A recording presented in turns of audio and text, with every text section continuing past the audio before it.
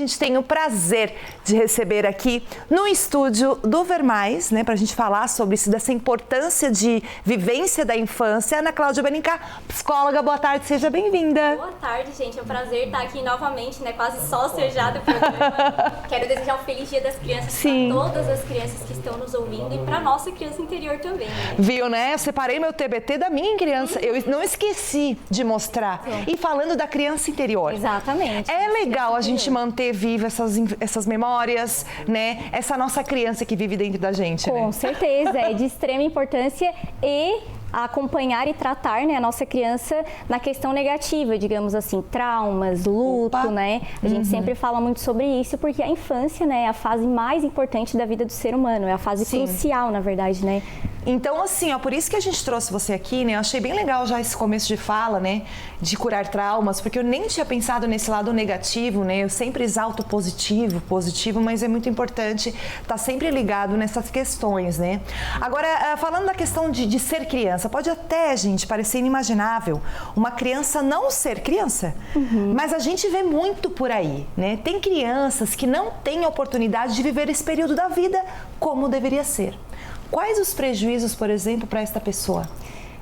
A questão de adultecer de forma precoce, a gente diz, né? Aquelas crianças que fazem curso de manhã, de tarde, de noite, vão para a escola e tem balé, sabe? Não tem o momento de ser criança. A gente vê que, principalmente já na infância, a gente já tem traços de que não está correto, de que algo vai vir aí futuramente, né? Sim. Então, uma criança totalmente insegura, uma criança totalmente dependente dos pais, porque nessa fase não quer largar do pai, não quer largar da mãe, o pai e a mãe fazem muita coisa por ele também, isso também é bem prejudicial, né? A gente pode falar um pouquinho sobre isso, mas a gente vê já logo na primeira infância mesmo esses prejuízos, assim, né, na vida da criança. Quais etapas não podem ser puladas? Todas. Todas.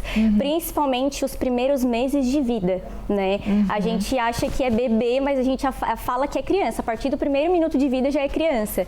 Então, desde o primeiro minuto de vida até ali por volta dos 12, 13 anos, é um período crucial, assim, na vida do ser humano. Quais, por exemplo, assim, o uso de tela, né? Quais comportamentos eu ia dizer, mas o uso de telas, por exemplo, porque eu quero exaltar muito isso. O uso de telas em excesso pode ser considerado um amadurecimento precoce, por exemplo? Também. Porque a gente vê que as crianças, né, são das telas, ponto, é isso, tá, gente?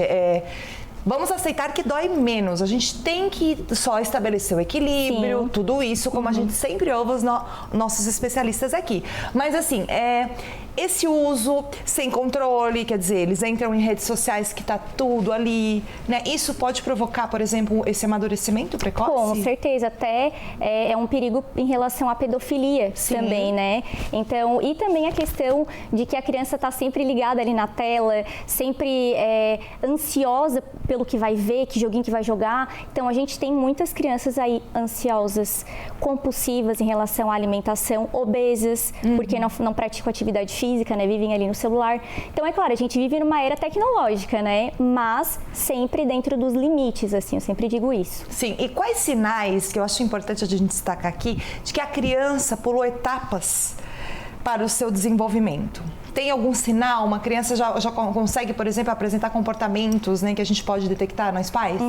Ansiedade é a primeira coisa, porque a criança tem horário para tudo. É claro que a gente tem que ter rotina, né? Criança tem que ter rotina.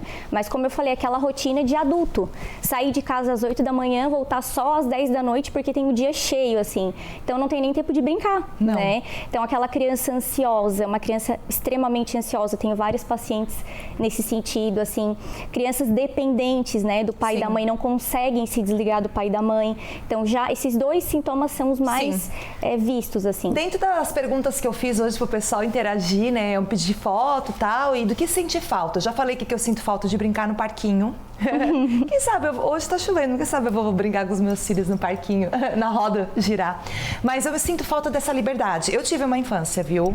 Eu tinha liberdade. Eu não tinha isso tudo que hoje em dia os pais querem encher os filhos, é cursinho de inglês, é isso, aquilo, outro, aquilo, e não tem tempo, né? Então eu tive muito isso, então eu sinto, acabei de lembrar que eu sinto falta dessa liberdade. Você teve também? Ah, eu tive uma infância bem gostosa, assim, brinquei até meus 11, 12 anos de boneca, foi uma infância bem saudável, assim. Eu também, brincava assim, criava muita coisa, lúdico, né? Isso ajuda a gente depois, né? Criatividade.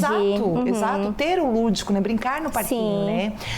Os pais, eles, o que eles podem fazer, por exemplo? Tem como também, eu acho que, reformulando minha pergunta, tem como os pais perceberem um erro e voltar um pouquinho no tempo?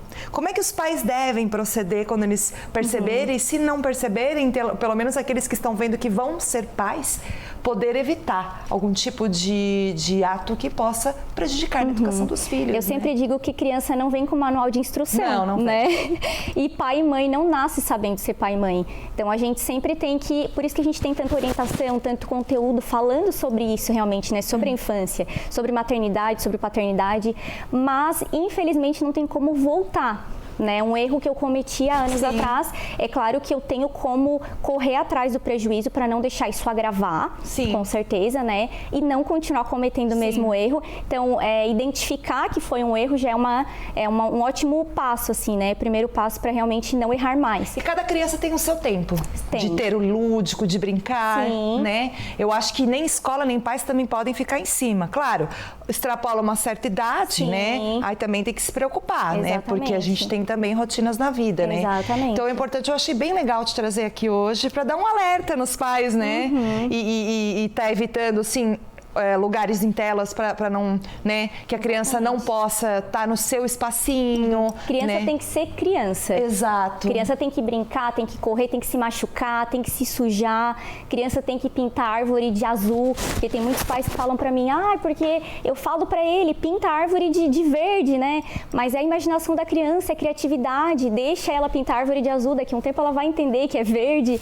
Então é criatividade mesmo, deixar a criança ser criança. Valeu, querida. Muito obrigada pela sua fala, viu? Volte sempre aqui. Volto mesmo. Eu amo esse programa, gente. Então, eu não tinha falado no começo, né? Não saiu o som, mas feliz Dia das Crianças para todas as crianças que estão nos ouvindo. Valeu! Vocês são maravilhosos.